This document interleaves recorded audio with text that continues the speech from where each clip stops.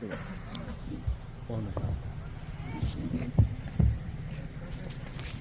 कह रहे हैं कि इससे पहले कि ये किराए का मकान छोड़ना पड़े, उससे पहले समझ लो कि करना क्या है। दो ही ऑप्शन है आपके पास, या तो आपको पता हो कि जब शरीर छोड़ना होता है तो करना क्या होता है, या फिर जिसका ये शरीर है वो जबरदस्ती लेके जाएगा। तो तुम्हारे पास केवल दो ऑप्शन है। जैसे एक तैराक है, वो किसी को तैरना सिखा दे, आपने तैरना सीख लिया तैराक से। अब आपके पास हमेशा दो ही ऑप्शन है, हर इंसान के पास दो ऑप्शन है। जब भी पानी में गिरेगा या तो डूबेगा या तैरेगा। अब आपने तैरना सीख लिया, लेकिन आपका एक मित्र है जिसने तैरना नहीं सीखा। अब दोनों जा रहे हैं, अपना मस्ती में जा रहे हैं दोनों। उन दोनों को नहीं पता क्या होने वाला है, अपना मस्ती में जा रहे हैं। एक पुल के ऊपर चले, लकड़ी का पुल था बेचारा, जर्जर पुराना सा। जैसे पुल के ऊपर दोनों खड़े हुए, वो लकड़ी का फट्टा टूट गया, दोनों गिरे पानी में। पानी बहुत गहरा है। अब जिसको तो तैरना नहीं आता था, वो तो लगा डुबकियां खाने, और जिसने तैरना सीख लिया था उसको पानी डुबा भी नहीं पाया। पानी एक ही है दोनों के लिए, गहराई उतनी है दोनों के लिए, बहाव उतना ही है दोनों के लिए, लेकिन एक डूब रहा है और एक तैर रहा है। कारण क्या है? कारण है ज्ञान। जिसने तैरने का ज्ञान सीख लिया, पानी उसको डुबा नहीं पाया, और जिसने नहीं सीखा वो बेचारा बेमौत मारा गया। बेमौत, पानी में डूबने वाले बेमौत ही मरते हैं। ना तो कोई बीमारी हुई, ना कोई एक्सीडेंट हुआ, ना कोई चोट लगी, बेचारा इसलिए डूब गया, तैरना नहीं आता था। कितना सिंपल। जो लोग डूब के मरते हैं उनके लिए एक अलग से तरस आता है कि बताओ, ये छोटी सी चीज नहीं कर सकता था जीवन में। अरे 5-10 दिन किसी तालाब में जाके बच्चों के साथ ही खेलता, तैरना सीख लेता तो कम से कम जान तो बच जाती। इतना पढ़ लिया, इतना लिख लिया, डॉक्टर बन गया, सब कुछ हो गया, लेकिन एक छोटी सी गलती की तैरना नहीं आता, मौत का कारण बन गई। अब हमारे लिए क्या शिक्षा है इसमें कि हम भी अपने दोस्त के साथ चल रहे हैं जिसको तैरना नहीं आता। यानी जो आत्मज्ञान में हैं वो उन लोगों के साथ रह रहे हैं जिनको आत्मज्ञान की एबीसीडी भी नहीं पता। मृत्यु दोनों की आएगी। एक समय ऐसा आएगा मानो हार्ट अटैक आ गया, दोनों को आ गया। तो जब अज्ञानी जीव को अटैक आएगा तब वो तड़पेगा, रोएगा, चीखेगा, चिल्लाएगा, बचाव बचाव करेगा, हॉस्पिटल की तरफ भागेगा। लेकिन जब आत्मज्ञानी को अटैक आएगा तब उसको पता है मैंने क्या करना है।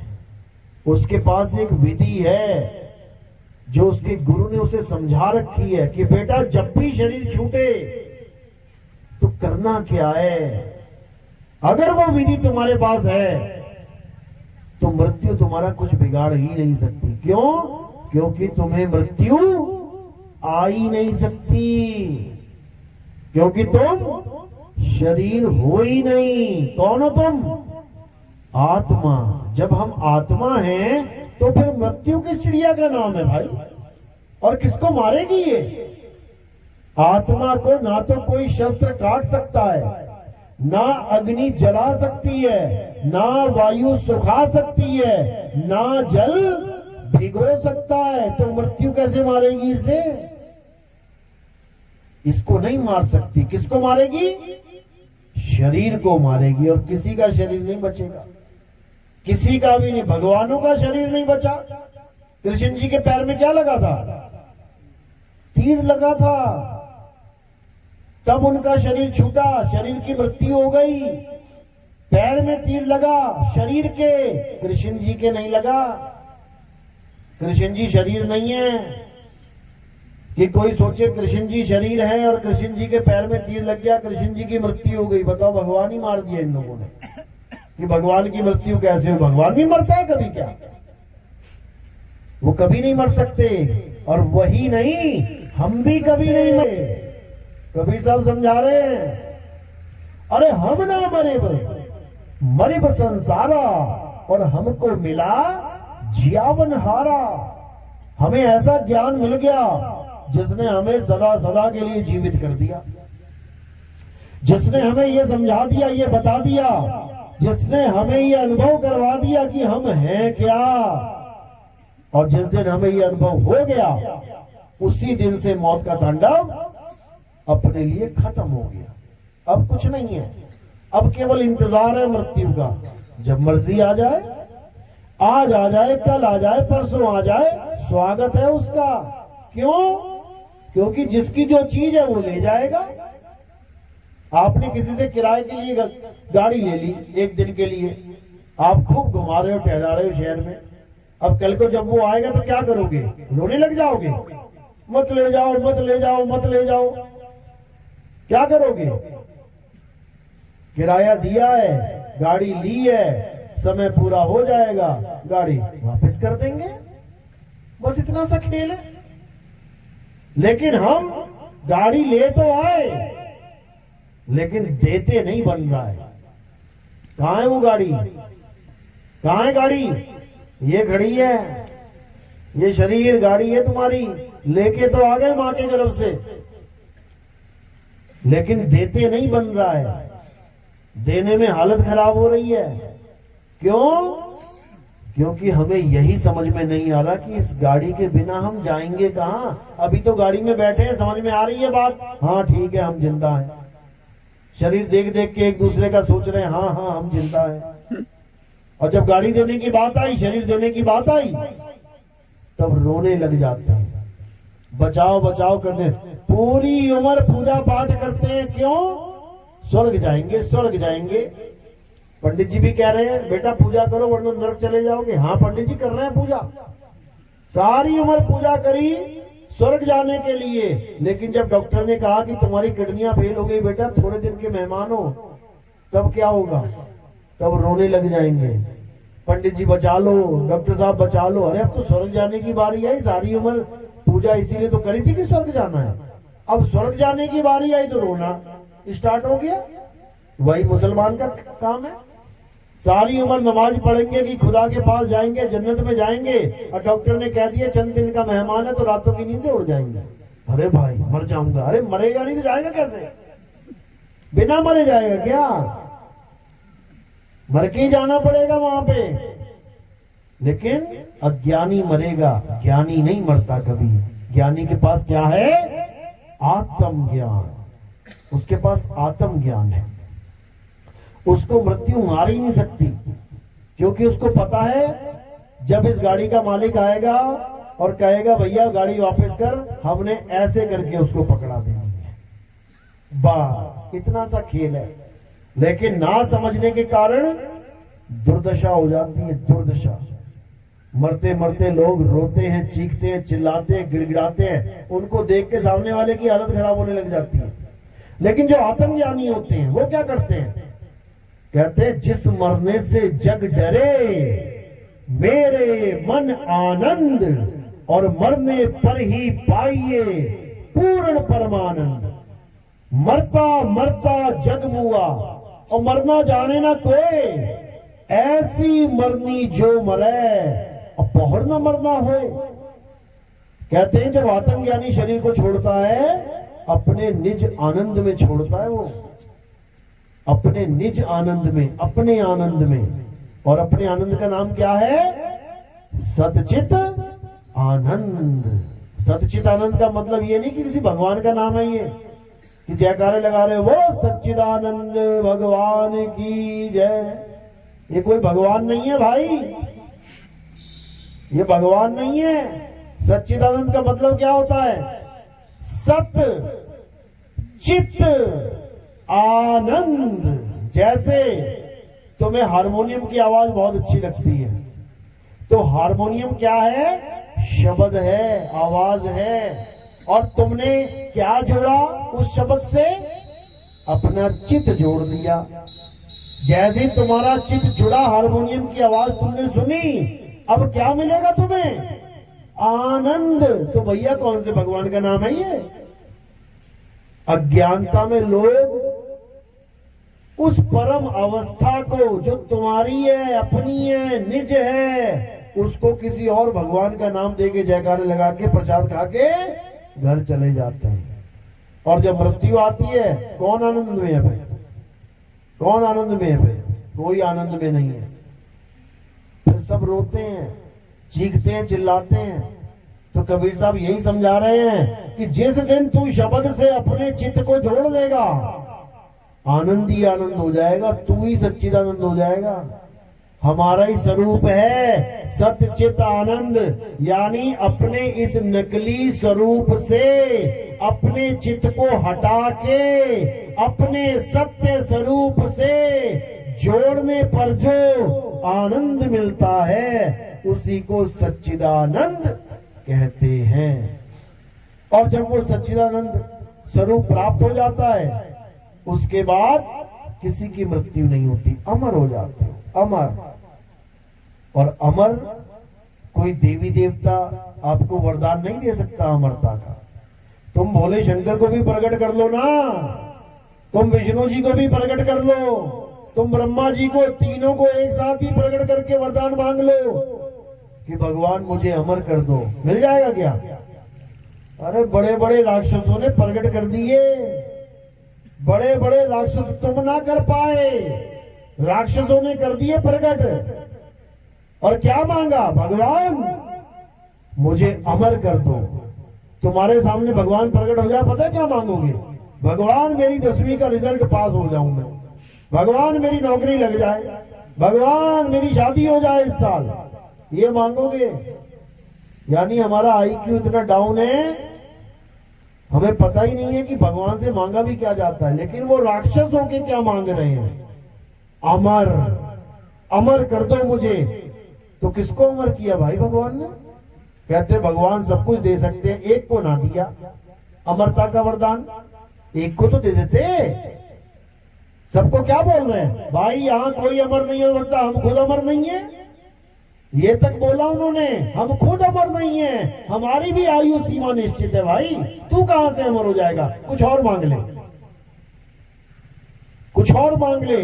लेकिन राक्षस बड़े बुद्धिमान थे, उन्होंने कहा अच्छा अमर नहीं कर रहे हो, यानी कान सीधे नहीं, अब टेढ़े करके पकड़ते हैं। अब लगा राक्षस मांगने वरदान। ठीक है, अमरता का वरदान नहीं देना, ठीक है, मैं दूसरा वरदान मांगता हूं। बोले मांग, क्या मांगता है? कहता मैं दिन में ना मरूं, मैं रात में ना मरूं, मैं धरती पे ना मरूं, मैं आसमान में ना मरूं, मैं घर के अंदर ना मरूं, मैं घर के बाहर ना मरूं, मैं अस्त्र से ना मरूं, मैं शस्त्र से ना मरूं, मैं आदमी से ना मरूं, मैं जानवर से ना मरूं। लगा दी बुद्धि, पूरी बुद्धि लगा दी अमर होने के लिए। और तुमसे कहा जाता ना चल दूसरा ऑप्शन मांग ले, फिर तो तुम पता नहीं क्या मांग लेते हो। लेकिन राक्षस बहुत होशियार थे, हमने बना दिया उनको राक्षस। अभी तुम्हें पता नहीं है कि राक्षसों के पास विद्या क्या क्या थी। देवताओं की तो खटिया खड़ी कर देते थे, वो भगा भगा के मारते थे, वो भागे भागे जाते थे देवता लोग। अरे ब्रह्मा जी बचा लो, विष्णु जी बचा लो, शंकर जी बचा लो, सारे टीवी सीरियल देख रखे हैं तुम लोगों ने। लेकिन फिर भी तुम्हें लगता है कि देवताओं की पूजा ज्यादा बड़ी श्रेष्ठ है। जो खुद अपनी रक्षा नहीं कर पा रहे हैं, वो तुम्हारी रक्षा क्या करेंगे? तो सारा इंतजाम कर लिया, सारी बुद्धि लगा ली अमरता की। और ये बुद्धि कौन दे रहा है उन्हें पता है? कौन दे रहा है? गुरु देता है बुद्धि। चेले की इतनी बुद्धि नहीं होती कि वो कुछ समझ ले बात को। गुरु से बुद्धि मिलती है। और उनका गुरु कौन है? राक्षसों का गुरु कौन है? शुक्राचार्य। नाम में ही शुक्र है कि शुक्र है कि हमारा एक आचार्य है। यानी राक्षस भी इतने सियाणे हैं कि गुरु महिमा जानते हैं। जो हम भजन गा रहे हैं गुरु गुरु गुरु, वो भी जान रहे हैं भैया गुरु होना चाहिए। लेकिन इंसान नहीं जान रहा कि गुरु होना चाहिए। वो कहता है कौन गुरु, कैसा गुरु? अरे गुरु भी तो मेरी तरह ही है, मैं भी 5 तत्व का, वो भी 5 तत्व का, कौन गुरु, कैसा गुरु? नहीं चाहिए कोई गुरु। ये इंसान की हालत है। लेकिन कबीर साहब समझा रहे हैं, गुरु की महिमा गा रहे हैं। गुरु गोविंद दोनों खड़े और काके लागू पाए, बलिहारी गुरु आपने गोविंदियो बताए। कहते हैं वो परमात्मा भी उसकी मदद नहीं करता जो गुरु धारण नहीं करता। सारा ज्ञान आपके अंदर है, हीरे के अंदर ही चमक है, लेकिन जब तक जौहरी के हाथ में हीरा ना आ जाए ना, और वो उसको अच्छे से तराश ना दे, कौड़ियों के भाव जाता है वो। और जिस जौहरी ने तराश दिया हीरा, फिर वो अनमोल हो जाता है। समझ लो, सारा ज्ञान आपके पास है, यहां तक कि आत्म तत्व भी आपके पास है, लेकिन फिर भी 184 भुगत रहे हैं सारे। जन्मों जन्म बीत गए, युगों युग बीत गए, आज भी यहीं बैठे हुए सारे। क्यों? कारण क्या है? परमात्मा को दया नहीं आ रही कि इतने 184 में भटका दिया हमें, भटक भटक के मर मर के जन्म जन्म के फिर बैठे हैं, फिर मर जाएंगे। मिल क्यों नहीं जाता? नहीं मिलेगा। उसने नियम ये बना रखा है कि जब तक कोई गुरु धारण ना करे, तब तक उसको मैं प्राप्त होने वाला नहीं हूं। ये उसका नियम है, और वो नियम नहीं तोड़ता। वो नियम नहीं तोड़ता। जैसे संविधान का नियम है ना, नियम नहीं टूटेगा। चाहे जज के पिताजी ने कत्ल क्यों ना किया हो, तो वहां पे जज का पिता नहीं ट्रीट किया जाएगा, वहां पर कातिल ट्रीट किया जाएगा। वो नियम नहीं तोड़ सकता, वो बंधन में है संविधान के। इसी प्रकार परमात्मा ने भी ये संविधान बना रखा है। संविधान यानी संविधान, सम यानी सबके लिए समान, सबके लिए समान विधान है कि जो गुरु धारण नहीं करेगा वो जन्मेगा, मरेगा, धक्के खाएगा। यहां तक कि राम जी और कृष्ण जी, जिनको भगवान मानते हैं सब, उन्होंने भी गुरु धारण कर रखा है। और जो राम और कृष्ण जी को मानते हैं वो कहते हैं हमें क्या जरूरत है गुरु की? अरे तुम्हारे भगवान जी ने गुरु धारण कर रखा है, उनको क्या जरूरत थी भाई? राम जी ने वशिष्ठ को गुरु बनाया, कृष्ण जी ने संदीपन जी को गुरु बनाया, उनको क्या जरूरत थी? वो तो खुद ही बैकुंठ में बैठे हुए हैं, ना भी बनाएंगे तब भी लीला करके बैकुंठ चले जाएंगे। गुरु की क्या जरूरत है? गुरु की जरूरत इसलिए है क्योंकि उन्हें भी मुक्ति चाहिए मेरे भाई। ब्रह्मा विष्णु महेश जी को भी मुक्ति चाहिए, इसलिए गुरु धारण करके बैठे हैं। उनके पास भी मुक्ति नहीं है। क्यों मुक्ति नहीं है? कारण क्या है? क्योंकि ब्रह्मा जी, विष्णु जी, महेश जी को जो कार्य सौंपा गया है, क्या कार्य उनका? हे ब्रह्मा तुम सृष्टि रचना करो, हे विष्णु तुम सृष्टि का पालन करो, हे शंकर तुम सृष्टि का नाश करो। ये तीनों काम मिले हुए तीनों को। अब इनमें से अगर एक की भी मुक्ति हो जाए, मुक्ति का मतलब होता है काम धाम छोड़ के मुक्त अवस्था में आ जाना, तो सृष्टि चलेगी क्या? चलेगी सृष्टि? ये खत्म हो जाएगी। ब्रह्मा जी पैदा ही ना करें सृष्टि में, बच्चे ही पैदा ना करें, तो कैसे चलेगी भाई? चलो बच्चे पैदा कर दिए ब्रह्मा जी ने, विष्णु जी पालन ना करें, खाने को एक दाना ना मिले, तो क्या होगा? पैदा होते रहेंगे, भूख के मारे मरते रहेंगे। चलो ब्रह्मा और विष्णु जी ने दोनों जी काम कर दिया, पैदा भी कर दिया, पाल भी दिया, वो संगार ही ना हो, तो क्या होगा? भगदड़ मच जाएगी। इसलिए ये तीनों ही कार्य बहुत जरूरी है सृष्टि में। और ये तीनों कार्य को करने वाले कौन हैं? ब्रह्मा जी, विष्णु जी और महेश जी। तो इनकी मुक्ति नहीं हुई है, समझ लो इस बात को। और ना ये किसी को मुक्ति दे सकते हैं, क्योंकि इनका काम ही जन्म मरण करना है। मुक्ति किसको देंगे ये? मुक्ति देने का काम किसका है? केवल एक है जो मुक्ति दे सकता है। वो कौन है? वो है परम पिता परमात्मा। जो सबका पिता है, जिसका कोई और पिता नहीं है, सबका पिता है वो, वही मुक्ति दे सकता है केवल। उसी को संतों की भाषा में शब्द गुरु कहते हैं। शब्द गुरु सुरत धुन चेला, यानी जब हम शब्द गुरु के चेले बन जाएंगे गुरु से ज्ञान प्राप्त करके, तब शब्द गुरु हमारी पूरी जिम्मेदारी ले लेगा, पूरी जिम्मेदारी। यानी अब तुम्हें वो 84 में जाने नहीं देगा, लेकिन कब? जब तुम मर्यादा में रहोगे। तो साहिब क्या समझा रहे हैं? अरे गुरु को सिर पे रखिए और चलिए आज्ञा माही, और कहे कबीर दास को ये 3 लोक भय नहीं। कहते हैं तुमने गुरु धारण कर लिया लेकिन तुम मर्यादा में नहीं चले, झटक कुछ नहीं मिलेगा। धक्के 84 के धक्के मिलेंगे। जैसे तुमने बच्चा तो पैदा कर लिया, सबने किया है, लेकिन बच्चे ने नाक में दम कर दिया बाप के। दुनिया भर का गांजा, दुनिया भर का दारू, चिलम, जुए का अड्डा बना दिया घर को, तो बाप भी देखेगा कि यार कैसा कपूत पैदा कर दिया ये मैंने। तो बाप क्या करेगा फिर? सारी प्रॉपर्टी से बेदखल। अब वो कितना ही चीखे मारते रहे, मैं तेरा बेटा हूं, मैं तेरी प्रॉपर्टी का वारिस हूं, तेरी प्रॉपर्टी मुझे ही मिलनी चाहिए, मैं इकलौता बेटा हूं। मिलेगी क्या? मिलेगी? बस ऐसे ही चीखे मारेंगे अंत समय में कि मैं भी शब्द गुरु का चेला हूं, मेरी भी मुक्ति होगी। बेटा मर्यादा तोड़ी है तूने और जिसने मर्यादा तोड़ दी उसका शब्द गुरु से कोई कनेक्शन नहीं है, नहीं है। समझ लो, सबका बाप है वो, लेकिन उसने जो मर्यादा बनाई है वो तोड़ेंगे तो फिर वो किसी का नहीं है, वो सबसे अलग है। इसलिए साहिब ने कहा, कहे कबीर सुनो भाई साधो, साहिब जैसे को तैसा है।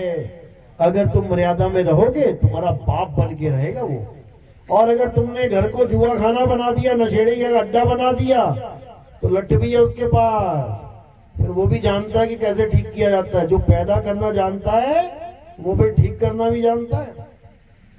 तो इसीलिए गुरु की महिमा है, गुरु धारण करना जरूरी है।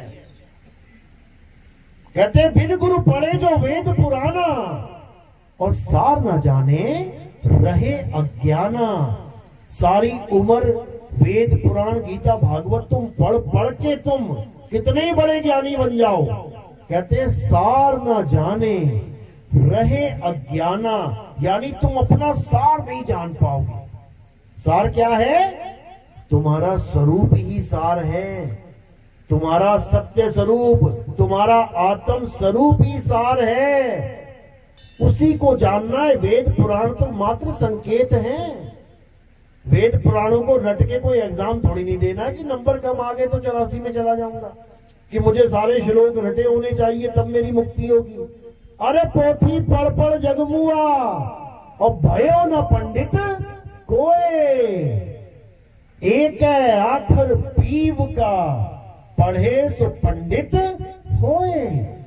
केवल एक अक्षर की पढ़ाई है कबीर पंथ में। ये एक अक्षर ही समझ में नहीं आ रहा किसी को। साहिब समझा रहे हैं, इस एक अक्षर को जिसने जान लिया उसकी 101% मुक्ति हो जाएगी।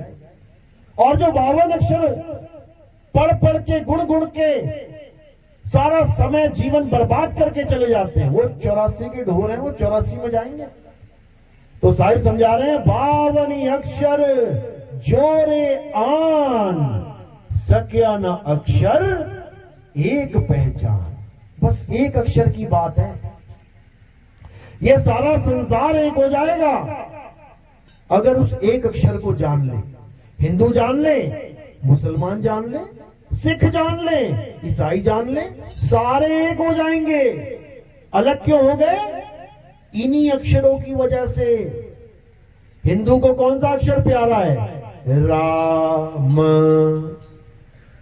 कृष्ण, सीता, हनुमान, ये वाले अक्षर प्यारे हैं हिंदू को। मुसलमान को अल्लाह, खुदा, रब्बुल आलमीन, क्या है ये? अक्षर ही तो हैं। हिंदू भी अक्षरों में, मुसलमान भी अक्षरों में, सिख भी अक्षरों में। उसका कौन सा अक्षर है सबसे प्रिय? वाहे गुरु। क्या है ये? अक्षर ही हैं। हिंदू अपने अक्षरों को पकड़ के बैठा है, मुसलमान अपने अक्षरों को पकड़ के बैठा है, सिख अपने अक्षरों को पकड़ के बैठ गया, ईसाई अपने अक्षरों को पकड़ के बैठ गया।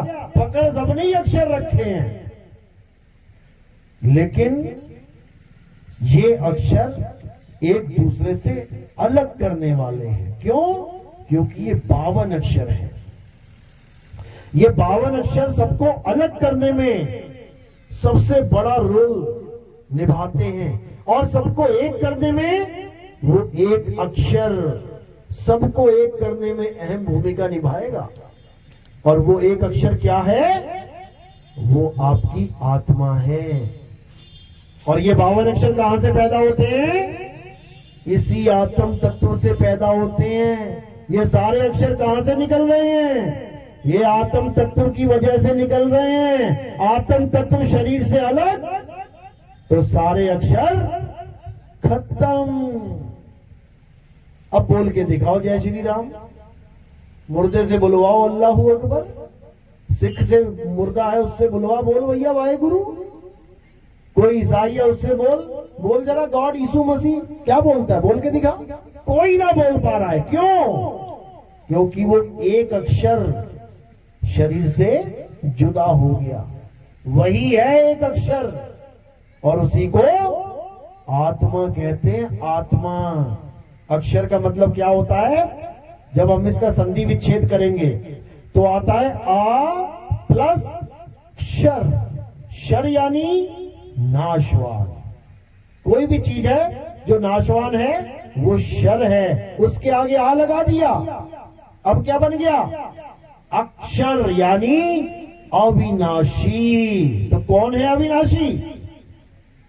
सारे संसार में नजर घुमा के देख लो, जो चीज तुम्हें दिखाई दे रही है, क्या तुम उसको अविनाशी कह सकते हो? कोई भी ले लो, ये काया ले लो, ये पेड़ पौधे ले लो, ये जानवर ले लो, ये धरती आसमान जो भी दिख रहा है, ये सब नाशवान है। तो अविनाशी क्या है? अविनाशी केवल आत्मा है। उसी को अक्षर बोला गया है। तो कबीर साहब ने समझाया, नहीं कबीर नहीं धर्मदासा, अक्षर एक सब घट ही निवासा। वाही को सतपुरुष कहिए और आदि अंत अक्षर गह रहिए। ये कबीर साहब की मूल वाणी है। क्या समझा रहे हैं? कह रहे नहीं कबीर नहीं धर्मदासा, यानी जो हमें शरीर दिखाई दे रहे हैं ये वो असली चीज नहीं है। असली क्या है? नहीं कबीर नहीं धर्मदासा, अक्षर एक सब घट ही निवासा। सब घटों में जो विराजमान आत्म तत्व है वही है असली अक्षर। उसी को जानना है। कोई हिंदू है, हिंदू होके जान ले। कोई मुसलमान है, मुसलमान होके जान ले। कोई सिख है, ईसाई है, तो सिख ईसाई होके जान ले। जानना किसे है? अपनी आत्मा को जानना है। जैसे प्यास लगी हिंदू को, प्यास लगी मुसलमान को, प्यास लगी सिख को, प्यास लगी ईसाई को। अरे प्यास लगी जो किसी धर्म का भी नहीं है तो क्या पिएंगे? वो एक ही चीज पिएंगे और वो है पानी। अब उस पानी के नाम बहुत सारे रख लिए। हिंदुओं ने कुछ रख लिया, अंग्रेजों ने कुछ रख लिया, अरब देश में मुसलमानों ने कुछ रख लिया, जापान वालों ने कुछ रख लिया, चाइना वालों ने कुछ रख लिया, इटली वालों ने कुछ रख लिया, मॉरिशस वालों ने कुछ रख लिया, मोरक्को वालों ने 195 देशों में 195 नाम रख लिए पानी के अलग अलग। लेकिन जब प्यास लगती है तो क्या करते हैं? सारे नाम साइड में कर देते हैं और क्या करते हैं? उस एक तत्व को ग्रहण करते हैं, पीते हैं। ऐसा नहीं है कि हिंदू को प्यास लगी तो जपेगा पानी पानी पानी पानी पानी, और अंग्रेज को प्यास लगी तो कहेगा वाटर वाटर वाटर वाटर। ऐसा नहीं है। अगर पानी पानी वाटर वाटर जपने लग जाएगा तो थोड़ा बहुत जो गला गीला है ना वो भी सूख जाएगा और ज्यादा प्यास लग जाएगी। पानी पानी बोल के और प्यासा मरेगा। तो क्या करना है? पानी पानी जपना छोड़ना है। और क्या करना है? पानी को ढूंढना है। पानी है कहां? मटके में है, फ्रिज में है, बोतल में है। अरे कहां रखा है पानी? भैया पानी दे दो। कहने का मतलब वो एक अक्षर यानी वो एक आत्मा जो सब में विराजमान है उसके ज्ञान को प्राप्त करना है, ना कि उसने जो शरीर धारण कर रखा है उन शरीरों के नाम जपने हैं। आज हम भगवान के नाम पे क्या कर रहे हैं? हिंदू गुरु मिल गया, कहता है राम राम जपो। राम राम है कौन? शरीर। शरीर को राम समझ लिया है। अरे शरीर को चला कौन रहा है? आपके शरीर को कौन चला रहा है? आत्मा। हमारे शरीर को कौन चला रहा है? आत्मा। राम जी के शरीर को कौन चला रहा है? आत्मा। कृष्ण जी के शरीर को कौन चला रहा है? आत्मा। अर्जुन के, भीष्म पितामह के, नकुल के, सहदेव के, सीता के, राधा के, सबके शरीरों को कौन चला रहा है? आत्मा। अब हम आत्मा का तो ज्ञान प्राप्त ना करें, लेकिन आत्मा की वजह से जो शरीर चल रहा है उस शरीर के नाम जपने लग जाएं तो कौन ज्ञानी कहेगा हमें? आपके पास भी आत्मा, मेरे पास भी आत्मा। मैं अगर आपको आपका आत्म ज्ञान दूं, समझ में आता है कि मैंने आपको आत्म ज्ञान दिया, लेकिन मैं अपने शरीर का नाम जपवाने लग जाऊं, जपो नितिन नितिन नितिन नितिन सुबह शाम, तो ये कोई ज्ञान नहीं है भाई। आत्मा ने कई शरीर धारण किए और कई शरीर छोड़ दिए। किस किस का नाम जपोगे? किसके नाम जपोगे? पहला अवतार विष्णु जी का कौन था? मछली अवतार था, मत्स्य अवतार कहते हैं जिसे। तो उस आत्मा ने मछली का शरीर धारण कर लिया, छोड़ दिया, धारण किया, छोड़ दिया। अब दूसरा अवतार वो कौन सा है? कछुए का अवतार है, कुर्म अवतार। जो समुद्र मंथन हुआ था ना, तो उसी कछुए के पीठ के ऊपर पहाड़ रखा गया था। विष्णु जी का दूसरा अवतार है वो। यानी आत्मा ने इस बार मछली का ना पकड़ के कछुए का शरीर धारण कर लिया, धारण किया, छोड़ दिया। अब तीसरा अवतार वो कौन था? वराह अवतार। जंगली सुअर का अवतार धारण किया, जिसके आगे 2 दांत लगे होते हैं। उन दांतों के ऊपर क्या रखा? पृथ्वी रखी, और पृथ्वी को बचा के लेके आए। तो उस आत्मा ने अब कौन सा शरीर पकड़ा? वराह का शरीर पकड़ा, छोड़ दिया। अब उसके बाद उसी आत्मा ने नरसिंह का शरीर पकड़ लिया। आधा आदमी आधा जानवर, शरीर पकड़ा, छोड़ दिया। यानी 4 अवतार ऐसे हो गए जो शरीर धारण किया, छोड़ दिया। तुमने एक बार भी नाम नहीं जपा उसका। बता दो किसी ने जपा हो? उसके बाद फिर वामन अवतार धारण किया। उसके बाद फिर परशुराम अवतार धारण किया। एक बार भी तुमने नाम ना जपा होगा। वामन वामन वामन वामन, परशुराम परशुराम परशुराम, एक बार भी नहीं जपा होगा। लेकिन उसके बाद जब राम जी का अवतार धारण किया और कृष्ण जी का अवतार धारण किया, तो तुमने क्या किया? तुमने उसको पकड़ लिया, चिपक गए जाके। अब क्या कर रहे हो तुम? हरे राम हरे कृष्णा, हरे राम हरे कृष्ण। अरे भाई, ये भी वही अवतार है जो पकड़े और छोड़ दिए। छोड़ दिए। जब तुम्हें किसी और अवतार का नाम जपने की जरूरत नहीं पड़ी, सारे काम सिद्ध होते गए, तो इनकी भी जरूरत नहीं है मेरे भाई। तो जरूरत किसकी है? जरूरत उसकी है जो ये सारे अवतार धारण कर रहा है।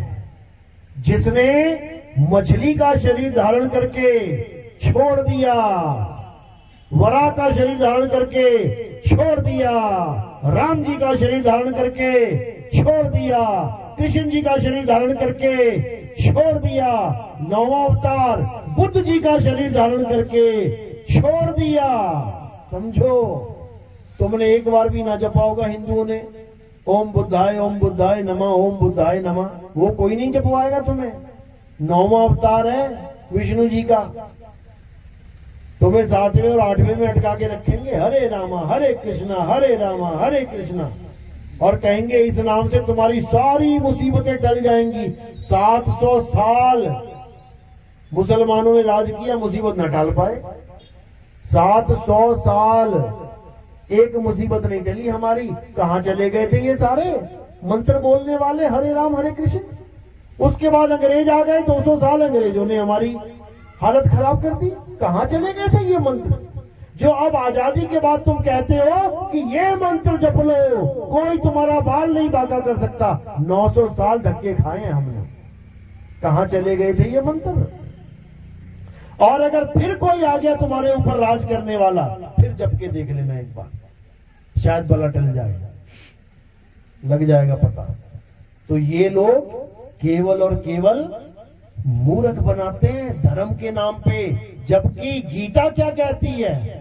हे अर्जुन, इस दुनिया में केवल एक सत्य है, दो नहीं है कि दो सत्य हैं। इस दुनिया में केवल एक सत्य है, और वो सत्य केवल और केवल आत्मा है। पढ़ो गीता अच्छे से। हे अर्जुन, जो अपनी आत्मा में रमण करते हैं, जो अपनी आत्मा में तृप्त हैं, जो अपनी आत्मा में संतुष्ट हैं, उनके लिए कोई धार्मिक कर्म कर्तव्य लागू ही नहीं होता। वो किसी मंदिर में ना जाए, किसी गुरुद्वारे में ना जाए, किसी चर्च में ना जाए, किसी मस्जिद में ना जाए, तब भी वो सबसे बड़ा धार्मिक, सबसे बड़ा ज्ञानी कहलाएगा। क्यों? क्योंकि उसे आत्मा का ज्ञान प्राप्त हो गया है। बड़े बड़े धुरंधरों को आत्मज्ञान प्राप्त नहीं हुआ। अध्याय 3 17वां श्लोक अच्छे से पढ़ लेना। आजकल तो इंटरनेट का जमाना है, किताब खोलने की भी जरूरत नहीं है। जैसे ही बोलोगे अध्याय 3 17वां श्लोक तुम्हारे सामने आ जाएगा, और फिर देखना कि हमें गीता क्या समझा रही थी और इन लोगों ने हमें क्या समझा दिया। इन लोगों ने हमें 7वें और 8वें अवतार में रोक दिया, जबकि अवतार तो आगे और हैं। 9वां अवतार बुद्ध अवतार है, और 10वां अवतार कल्कि अवतार है। अगर हम मुसीबत में हैं, तो हमें किसका नाम लेना चाहिए? जो गुजर गए या जो आने वाला है? किसका नाम लोगे? तुम्हारे दादाजी, तुम्हारे पिताजी गुजर गए, तुम भी बूढ़े हो गए हो, अब तुम्हारा सहारा कौन बनेगा? जो तुम्हारे बाद आया है, तुम्हारा बेटा तुम्हारा सहारा बनेगा।